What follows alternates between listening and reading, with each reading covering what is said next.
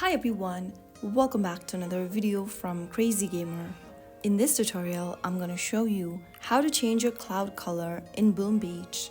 To change the color of the cloud in Bloom Beach, first of all, open up the Bloom Beach app on your device.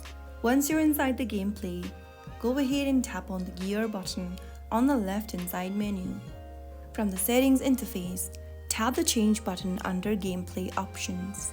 Now, go ahead and tap on the cloud color option and you can then go ahead and change the color of the cloud between dark to light. After you do that, you can get back to the game. And that's it.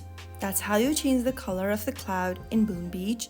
Now your game looks exactly how you want it with those beautiful skies in your chosen color.